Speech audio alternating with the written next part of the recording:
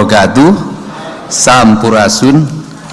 Yang saya hormati, saya muliakan dan saya banggakan Menteri Kelautan dan Perikanan Republik Indonesia, yang dalam pandangan saya sebagai mantan Wakil Ketua Komisi 4 DPR RI sudah melakukan perubahan-perubahan yang cukup signifikan, membuat inovasi-inovasi dalam pengelolaan kelautan Indonesia, termasuk tidak menekankan budget pada hanya anggaran di kelautan yang relatif kecil.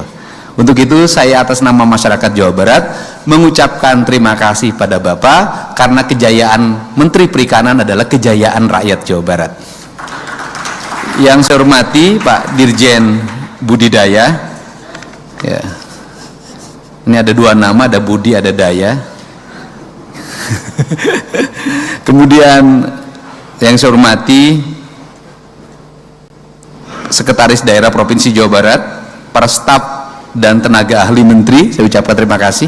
Ini ada Pak TB, kemudian ada Pak Irjen tadi, saya ucapkan terima kasih. Ini tetangga saya waktu di Purwakarta, dulu pernah dinas menjadi kepala bagian lalu lintas di Polwil Purwakarta. Saya ucapkan terima kasih, sudah ketemu dalam keadaan bintangnya sudah 3. Saya jangankan dapat bintang Pak, dapat jodoh aja susah Pak. Saya hormati ini yang paling pertama datang, Bupati Karawang. Ya, terima kasih. Kedua datang Bupati Indramayu.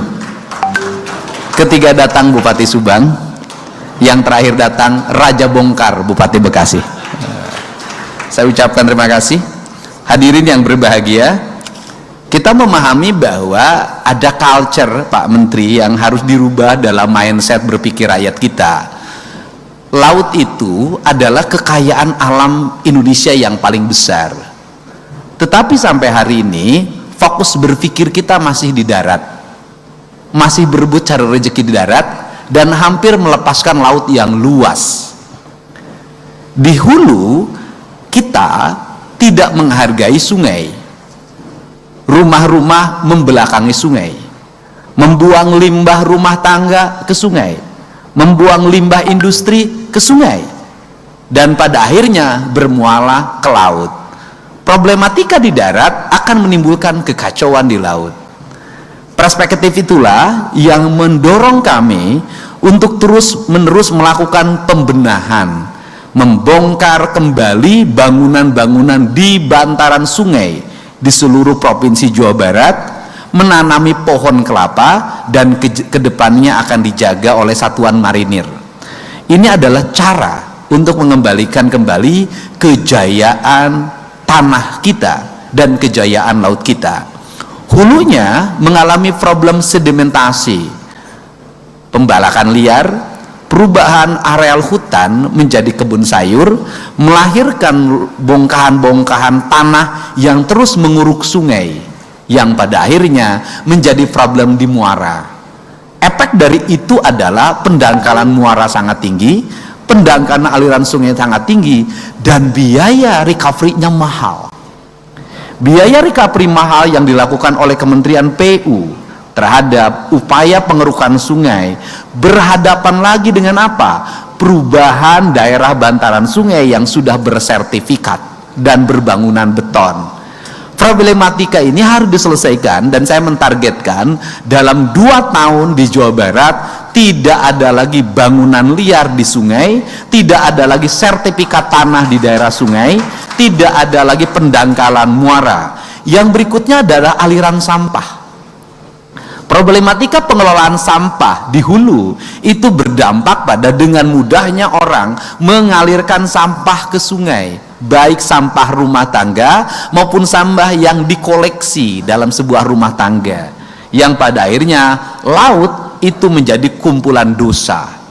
Karena laut menjadi kumpulan dosa, maka laut mengalami problem lagi. Mangrovenya dibabat, terjadi abrasi. Lahirlah lingkungan-lingkungan kumuh sepanjang pantai. Anak-anak tidak diarahkan untuk memahami laut secara utuh, sehingga orang berpandangan sepanjang garis pantai adalah sepanjang pandangan yang tidak menyenangkan, yang dianggap sebagai basic kemiskinan. Padahal dalam perspektif kemanusiaan, kebahagiaan itu selalu ingin didapatkan di dua tempat. Satu, kebahagiaan itu ingin didapatkan di pantai. Dua, kebahagiaan ingin didapatkan di gunung. Di pantai orang ingin menikmati matahari terbit, di gunung orang ingin menikmati matahari tenggelam. Kedua-duanya itu terjadi dalam prinsip hidup kita, tetapi kita melupakan kedua tempat ini, dilakukan perusakan secara sistemik dan berorientasi hanya kepentingan ekonomi yang bersikap jangka pendek.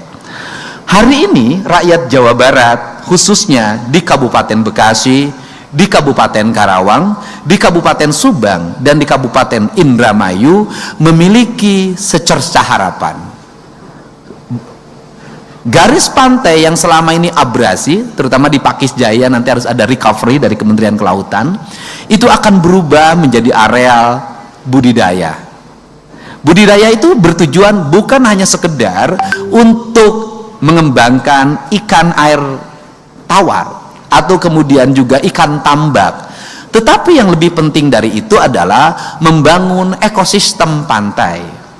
Ekosistem pantai itu terdiri dari mangrove, kemudian muara pantai yang terurus, sistem budidaya yang memiliki basic ekologi, kemudian orang yang mengelolanya didasarkan pada kebutuhan akan pakan ternak yang memiliki efek lingkungan yang membangun ekosistem perairan, kemudian anak-anak muda yang dididik secara baik bagaimana mengembangkan budidaya yang berdasarkan hitungannya tadi hampir 120.000 tenaga kerja, ditunjang oleh sistem transportasi laut dan transportasi darat yang terkoneksi, jaringan informasi yang terkoneksi, sarana pendidikan yang saya tekankan tadi, sekolah-sekolah kelautan atau SMA yang memiliki kelas khusus kelautan yang harus dibangun di daerah-daerah pantai, rumah sakit nelayan, baik rumah sakit di pantai, di daratan, atau Pemda Provinsi Jawa Barat